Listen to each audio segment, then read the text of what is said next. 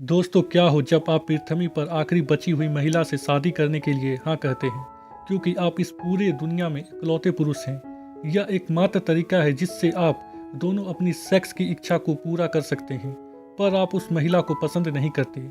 फिर भी अगर आपका जवाब हाँ है और आप उस महिला से शादी करते हैं, और जब आप दरवाजे को खोलकर बाहर निकलते हैं तो आप देखते हैं कि आप इस पूरे दुनिया में इकलौते इंसान नहीं हैं, बल्कि बहुत सारी महिला और बहुत सारे पुरुष हैं। तो आपका क्या हाल होगा? यही हाल फिल का होता है जब वह सपने देख रहा था, और जैसे ही उसकी नींद खुलती है तो वह तुरंत खिड़की के बाहर देखता है कि कहीं कोई जिंदा इंसान तो नहीं, और किसी को जिंदा ना पाकर उसे बहुत ही खुशी महसूस होती है। रात में कैरोल फिल के घर जाती है अपने नए डिश को खिलाने के लिए और उसे वॉकी टॉकी देती है ताकि वे दोनों आपस में बात कर सके। वह फिल को शादी के लिए रिंग लाने को भी कहती है। अगले दिन कैरोल शादी की तैयारी करने के लिए सुपरमार्केट जाती है, जहां से वह सजावट और शादी के केक के लिए सामान खरीदती है। फिल अपने बॉयफ्रेंड के साथ बैचलर पार्टी करता है, आंख से लड़कियों की बिक को जलाता है और उस पुतले से जिसे वह अभी तक अपनी गर्लफ्रेंड समझ रहा था उससे अलविदा लेता है, जिसे वह हमेशा बैठकर देखा करता था। आखिरकार शादी का दिन आता है। कैरोल शादी करने के लिए पूरी तरह से तैयार थी। ये लोग चर्च जाते हैं। कैरोल ने पादरी की जगह एक टेप रिकॉर्डिंग का उपयोग किया था। वह टेप रिकॉर्डिंग को स्टार्ट करती है और जब रिंग की जरूरत पड़ती है तो फिल को याद आता है कि वह रिंग खरीदना भूल गया है। कैरोल समझ जाती है कि वह अकेली है जो कि इस शादी के लिए प्रयास कर रही थी, और वह वहां से चली जाती है। फिल उसके घर जाता है और उसे आवाज देता है। जब कैरोल दरवाजा नहीं खोलती तो फिल दरवाजे को एक हैमर से तोड़ देता है, और जब वह अंदर जाता है तो वह देखता है कि कैरोल ने पूरे घर को सजाया है और उसने एक केक भी बनाया है जो कि मीठा नहीं होता बल्कि स्पाइसी होता है। यह देखकर उसे खराब लगता है और वह वॉकी टॉकी में कैरोल से बात करता है और उससे माफ़ी मांगता है। कैरोल भी उसे माफ़ कर देती है। फिल कैरोल को लेकर एक ज्वेलरी शॉप में जाता है, जहां वह कैरोल के लिए ढेर सारी रिंग लेता है और चर्च में जाकर कैरोल से शादी कर लेता है। घर में फिल केक खा रहा होता है तो कैरोल उसे बेडरूम में बुलाती है पॉपुलेशन बढ़ाने के लिए, जहां ये लोग इंटीमेट होते हैं। पर फिल कैरोल के साथ इंटीमेट होने में इतना उत्साहित नहीं होता। अगले दिन कैरोल फिल के साथ वह सब काम करती है जिसे फिल को करना पसंद था। गाड़ी से कैन के बोतल को तोड़ना, आँख से खेलना। फिल कैरोल को अपनी ओल्ड गर्लफ्रेंड यानी कि उस स्टैचू से मिलवाता है जिसे फिल हमेशा देखा करता था। कैरोल एक पॉजिटिव वाइफ की तरह वह उस स्टैचू को तोड़ देती है, और जब ये लोग घर जा रहे होते हैं तभी फिल के कार से एक कार टकराती है।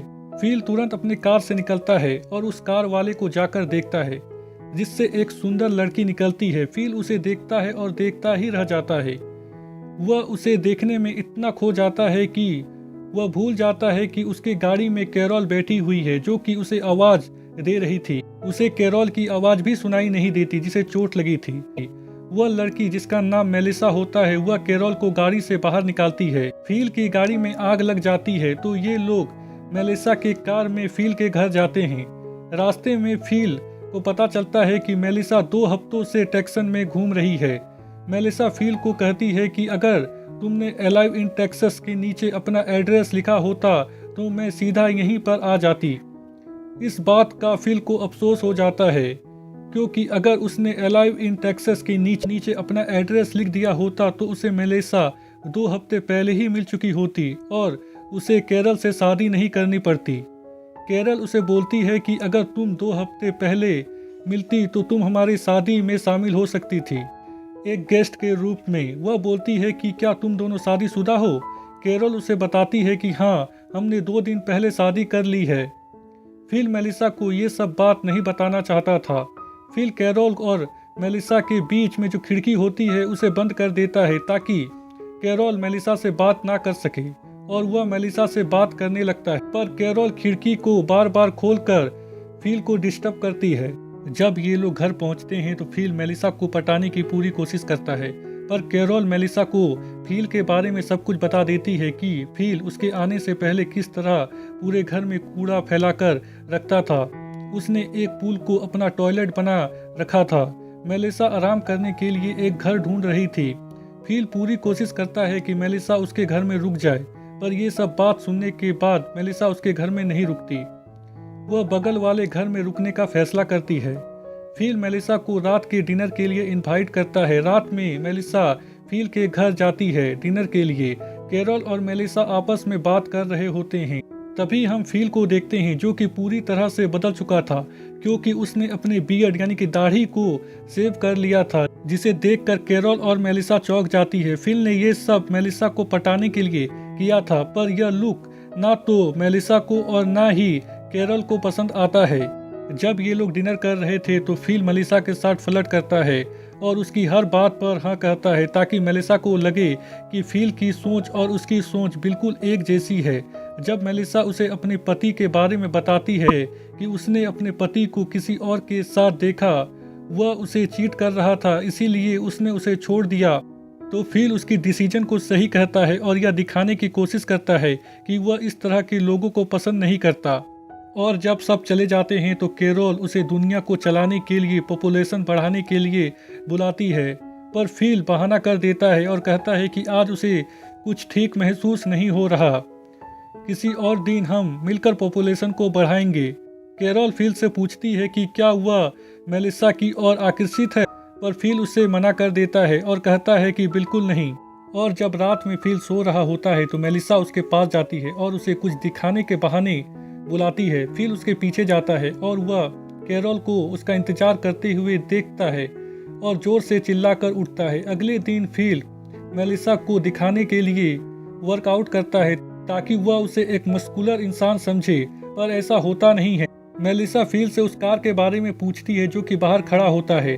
फिल उसे बोलता है कि मैंने तुम्हारी मिलो कार को तोड़ दिया था, इसीलिए मैंने इस कार को तुम्हारे लिए खरीदा हूँ। कैरोल उसे बोलती है कि तुम्हारे पास मेलिसा के लिए कार खरीदने का समय है और दरवाजे को ठीक करने का समय नहीं है। फिल उसे कहता है कि मैं इस दरवाजे को भी ठीक कर दूंगा। कैरोल मेलिसा को अपनी और फिल की वेडिंग सेरेमनी की पिक्चर दिखाती है, जो कि उसने खुद ड्रॉ किया था।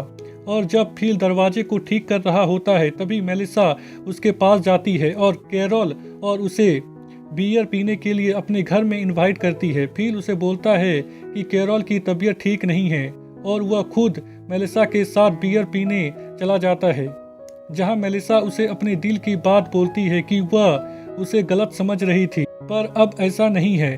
और जब मेलिसा नशे में होती है तो वह फिल को बोलती है कि अगर तुम और कैरोल शादीशुदा नहीं होते तो हमारा कुछ हो सकता था। मुझे तुमसे ऐसी बात नहीं करना चाहिए, पर तुम इस दुनिया में इकलौते आदमी हो। फिल जो सुनना चाहता था वह मेलिसा कह रही थी। फिल सीधा कैरोल के पास जाता है और अपनी शादी को तोड़ने के लिए, पर वह देखता है कि कैरोल उसके और अपने नाम की वेडिंग बोर्ड बना रही है, जो कि वह दरवाजे में लगाने वाली थी। फिल उसे कुछ कह नहीं पाता और वहां से चला आता है। यह एपिसोड यहीं पर खत्म हो जाती है।